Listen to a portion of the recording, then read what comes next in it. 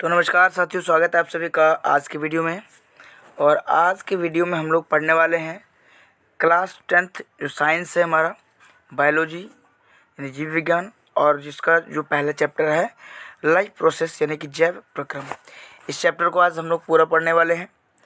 और जो आपके आगामी 2027 में जो एग्ज़ाम आने वाला है बिहार बोर्ड मैट्रिक का, इसमें आपको ये चैप्टर काफ़ी हेल्पफुल होगी। हम लोग इस पूरे वीडियो को हम लोग इस पूरे चैप्टर को अच्छे से पढ़ेंगे और लास्ट में इसका ऑब्जेक्टिव और क्वेश्चन भी करने वाले हैं। तो वीडियो में बने रहिएगा और सेशन को अंत तक देखिएगा। साथ साथ चैनल पर नया है तो चैनल को सब्सक्राइब कर लीजिएगा और बेल आइकन भी प्रेस कर लीजिएगा। आइए देख सकते हैं, ये लाइफ प्रोसेस का एक डायग्राम है। लाइफ प्रोसेस का डायग्राम है ना। फिलहाल इस डायग्राम को ऐसे हम लोग रहने देते हैं, आगे हम लोग पढ़ेंगे इसको। यह एक नज़र हम देख लें, देख सकते हैं ये इस जगह से हमारा जिह्वा स्टार्ट होता है और ये मुंह हमारा यानी मुखगुहा, और ये ग्रसिका है जिसके द्वारा भोजन इस पाइप के द्वारा अमाशय तक पहुंचता है। अमाशय देख सकते हैं आप।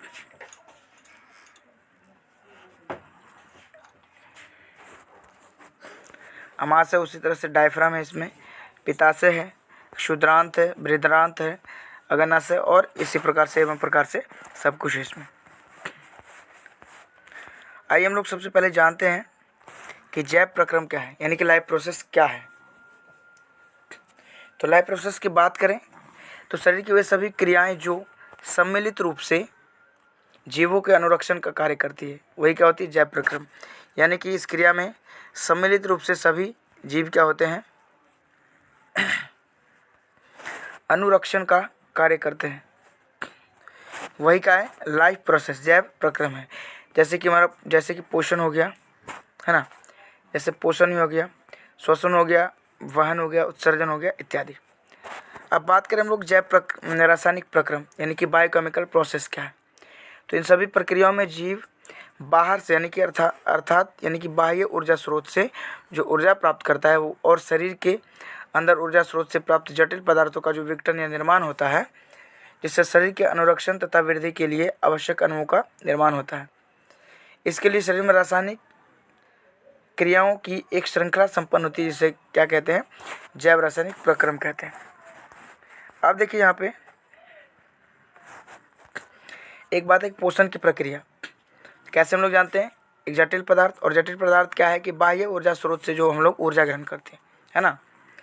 उसके बाद क्या होता है कि ऊर्जा स्रोत से प्राप्त जटिल पदार्थ का क्या होता है, विघटन होता है। हम लोग बाह्य ऊर्जा स्रोत से जो ऊर्जा ग्रहण करते हैं, जो स्रोत लेते हैं, उससे क्या होता है, वो जटिल पदार्थों का क्या होता है, विघटन होता है। और उसके बाद अगला प्रोसेस क्या होता है उसमें कि जैव रासायनिक प्रक्रम से सरल उपयोगी अणुओं में क्या होता है, बदल जाता है। अब सरल उपयोगी अणुओं में बदलने के बाद ये ऊर्जा के रूप में उपभोग होता है और पुनः विभिन्न जैव रासायनिक प्रक्रम का होता है। यहाँ पे फिर क्या होता है, यहाँ पे नए जटिल अणुओं का क्या होता है, निर्माण होने लगता है, जैसे प्रोटीन संश्लेषण की क्रिया होती है। और इसके बाद शरीर की वृद्धि एवं अनुरक्षण होना स्टार्ट हो जाता है। अब अणुओं के विघटन की सामान्य रासायनिक युक्तियाँ क्या है। तो शरीर में अणुओं के विघटन की क्रिया एक रासायनिक युक्ति के द्वारा होती है, जिसे उपापचय यानी कि मेटाबॉलिज्म कहते हैं। अब उपापचय की हम बात करें तो ये क्या होता है कि वैसी क्रियाएं, जैव रासायनिक क्रियाएं जो सभी सजीवों में जीवन को बनाए रखने के लिए होती है, यही क्या होती है, मेटाबॉलिज्म होती है। अब बात करें हम लोग पोषण की, न्यूट्रिशन की, पोषण की, तो सजीवों में होने वाली प्रक्रिया जिसमें कोई जीवधारी जैव रासायनिक प्रक्रम के द्वारा जटिल पदार्थों को सरल पदार्थों में परिवर्तित कर ऊर्जा प्राप्त करता है ना। ये क्या होता है, और उसका उपयोग करता है, वही क्या होता है, पोषण कहलाता है। उसमें साथ साथ आते हैं एंजाइम की।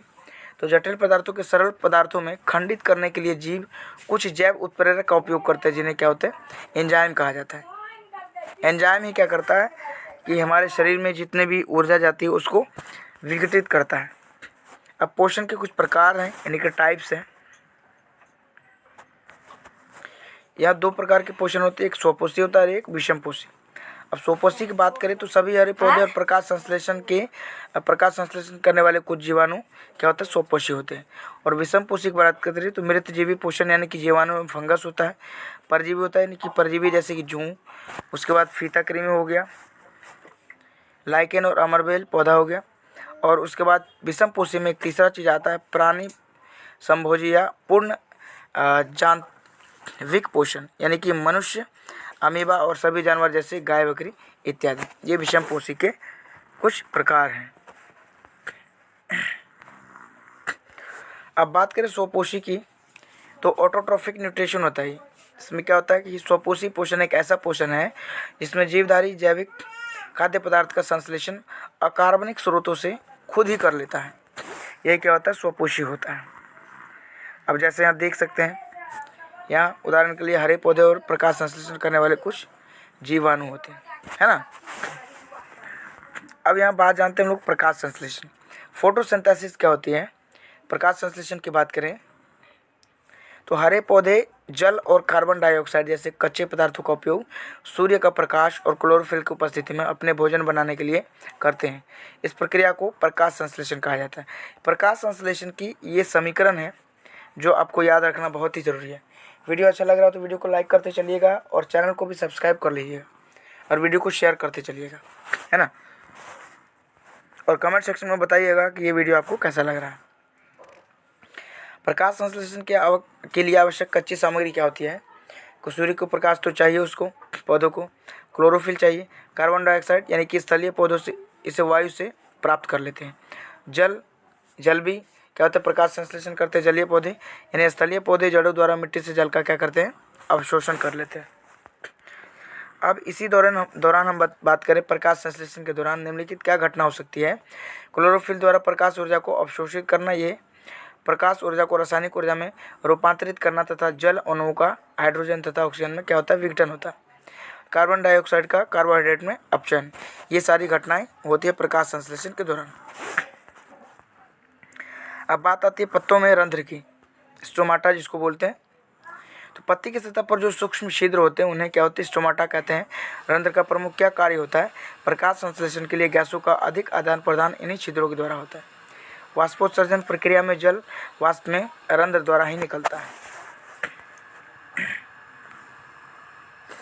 देखिए एक पत्ती का काट है यहाँ पे और इसी में एक सहायक कोशिका दिख रहा है यहाँ पे, उसके बाद अधिचम्र कोशिका दिख रहा है, फिर कोशिका द्वार दिख रहा है और रंध्र दिख रहा है, रंध्र छिद्र।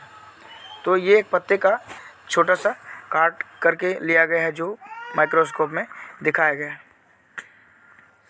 देख सकते हैं चित्र, यानी कि पत्ती रंध्र पत्ती की सतह पर सूक्ष्म छिद्र श्वसन गैसों के विनिमय और वाष्पोत्सर्जन के लिए खुलते हैं। अब विषम पोषी की बात करें, विषम पोषी पोषण हेट्रोट्रॉफिक न्यूट्रिशन। तो पोषण की वह विधि जिसमें जीव अपना भोजन अन्य स्रोतों से प्राप्त करता है और जीव भोजन पादप स्रोत से प्राप्त करता है तथा प्राणी स्रोतों से भी प्राप्त करता है। ये होते कवक, फंगस, मनुष्य और सभी जानवर हो गए।